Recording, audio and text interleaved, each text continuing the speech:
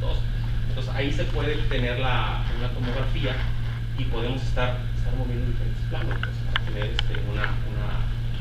una idea mucho más clara sobre exactamente qué es. Y los visualizadores regularmente, este es un visualizador que hicimos, funciona como para acá. Como bien ven, en el menú tiene una gama de herramientas, puedes hacer mediciones, invertirlos, hacer una cantidad de cosas.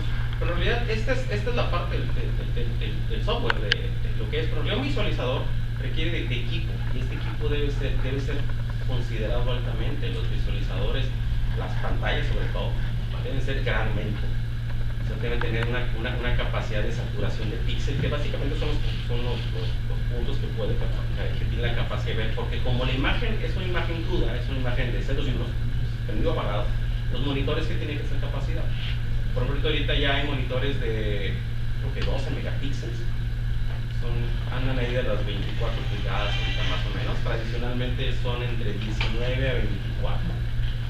Entonces son monitores muy caros, son monitores que tienen, por ejemplo, el contraste 1.000.000 a 0, tiene un antirreflejante, ¿sí? para exactamente ver el equivalente a la pantallita blanca, ¿no? O sea, para que ve exactamente qué está viendo y qué es. Porque un monitor normal, como los monitores que estamos acostumbrados a tener en nuestra casa, o la pantalla LCDs, no tienen esa calidad. Y eso, de hecho, el formato 1080 exactamente son 1900 por 1000. Más o menos le caería como en el primero de las resoluciones, que es 3 megas, es 3, 5, 9 y 12. Nada más. Estos tienen su costo, ¿no? ¿Pero por qué? Porque son ese grado médico, tienen esa precisión. ¿Sí? Y le permiten hacer los segmentos y no se pierda la calidad, porque es una saturación muy alta de píxeles. Por eso hay que tomar en cuenta también la parte hardware de estas aplicaciones de software, ¿no? Básicamente esto es una idea de lo que es la imagenología, y cómo es que para cuestiones informáticas tiene mucho peso, porque no solamente son registros, son realmente almacenes de información en los cuales hay que salvaguardar, porque solamente se toma una sola vez. No podemos estar mandando a un paciente, ¿sabes qué? No salió, dispárale a otro, trancazo rayos X, aviéntale otro. Por decir, no soy médico, pero supongo que eso no es bueno. Entonces, esos son almacenes, y es información clínica, y esto va al archivo clínico del paciente, o sea, su información es de su historial radiológico. Básicamente este era el tema para terminar este coloquio. Gracias por su atención.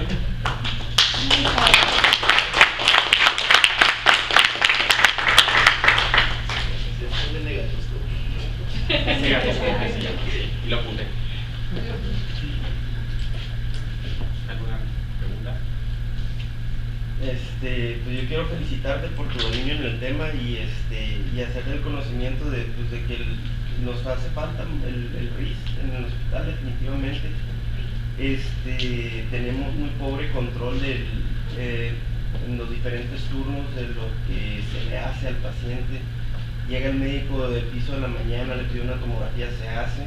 Llega el de la tarde, no se mete al sistema, no checa a ver si se hizo la tomografía, la vuelve a pedir, se le vuelve a hacer. Llega el de la noche, no ve ni el expediente, no checa el sistema, no hubo sistema, no lo mandan otra vez, se le toman 3 tomografías por día a un paciente, porque no tenemos el RIS. Y como dices, la radiación es muy importante. Yo siempre les digo, usted se expondría, por ejemplo, un día entero sin ropa en la playa, quedarse todo el día sin ropa en la playa, va a terminar como camarón, ¿no?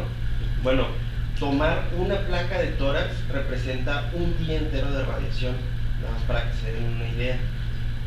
Una tomografía de cráneo representa un año de radiación diaria, o sea, completita. Una tomografía de tórax son 3 años de radiación solar. Entonces, para que se den una idea más o menos de del daño que le estamos haciendo al paciente.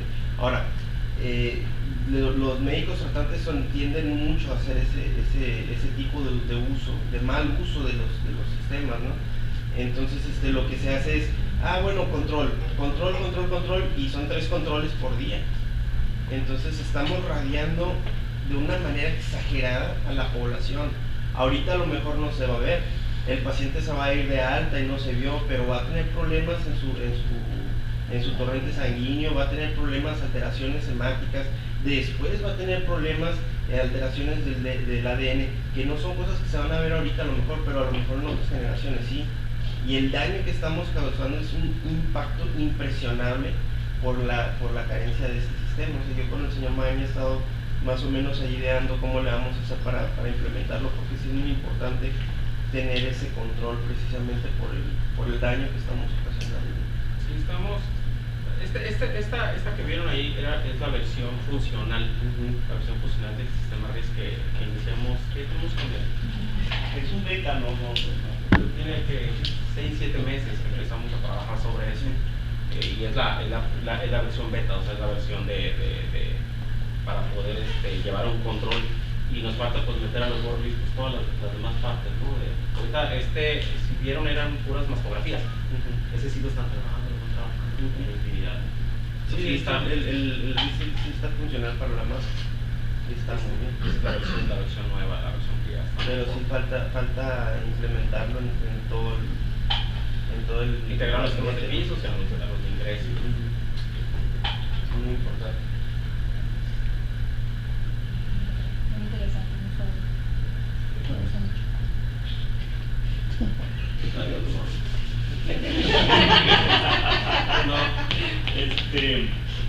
Digo, yo sé que estás trabajando ahí en esa área del RIS y del PACS y de todo ese asunto.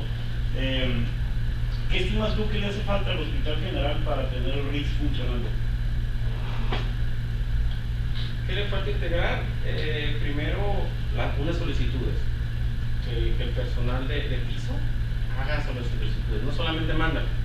¿Sabes qué? Búscame al camillero y aviéntalo, ¿no? O llévatelo para allá y que le tomen y después dime dónde lo busco.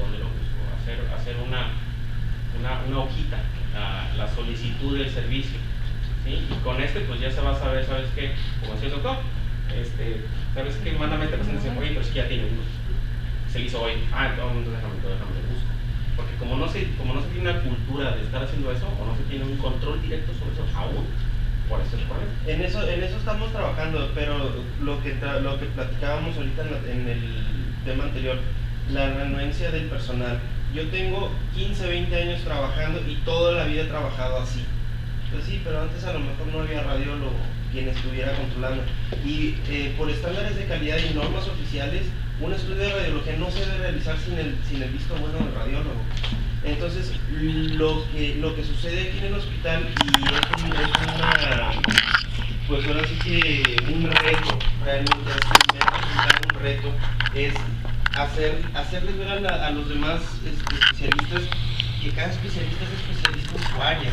¿Por qué? Porque esos especialistas se creen radiólogos. Es que yo soy Juan Polainas y yo tengo 1000 años viendo radiografías. Pues sí, pero tú no te dedicas a eso. O sea, tú no tienes el entrenamiento de ver radiografías e interpretarlas. Aunque seas médico general de 20 años y te hayas dedicado a dar tu consulta y a ver la placa con el paciente, tú no eres radiólogo. Entonces, tampoco tienes el conocimiento del daño que le estás causando a tu paciente pidiéndole radiografías desmesuradamente, y tan es así, o sea, que se lo estás pidiendo. O sea, no tienes el conocimiento. Entonces, se les pide una papeleta, se les pide que vengan y comenten el caso, pero ¿qué es lo que sucede? El médico está renuente. ¿Yo por qué voy a ir con el radiólogo si yo soy médico y soy especialista y tengo 20 años trabajando así? Sí, son cuestiones costumbres, tal vez. Exactamente, es mala praxis. Ahora, a respuesta a lo que preguntaba Pepe, ¿qué se podría hacer o qué se debe de hacer? Porque ya es un happy path. No tienes que armar un happy path. El happy path